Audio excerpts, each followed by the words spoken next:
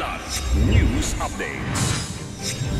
Mga balita ngayon, dahil sa hirap, gutom at pagod, isang miyembro ng NPA sumuko sa militar sa Bukidnon. Combined Air Patrol sa West Philippine Sea o WPS pinagtibay ng Philippine Air Force at US Pacific Air Force. Mahigit 1 million pesos na halaga ng shabu kumpiskado sa dalawang high-value individuals sa Bacolod City by bust.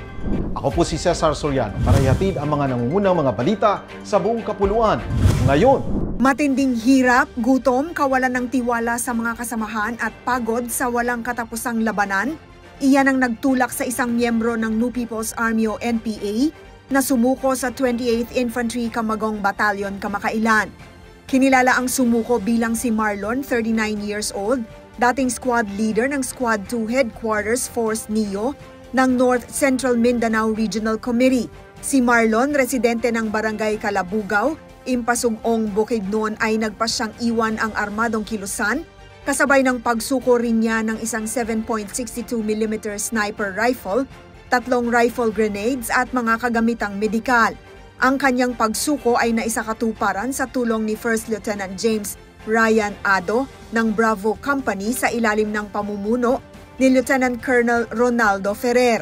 Patuloy ang panawagan ng 28th IB sa iba pang rebelde na magbalik loob at makiisa sa layunin ng kapayapaan sa rehiyon. Pinagtibay ng Philippine Air Force o PAF at US Pacific Air Forces o PACAF ang kanilang kooperasyon sa pamamagitan ng isang Combined Air Patrol kahapon, April 29, 2025. Bahagi ito ng ikasyam na Multilateral Maritime Cooperative Activity o MMCA ng AFP at PACAF. 3 FA-50 mula sa PAF ang ginamit, kasama ang isang B-1B bomber, 2 F-16 at F-18 aircraft mula sa panig ng US na layunin ng aktibidad ay palakasin ang ugnayan at interoperability ng dalawang hukbo.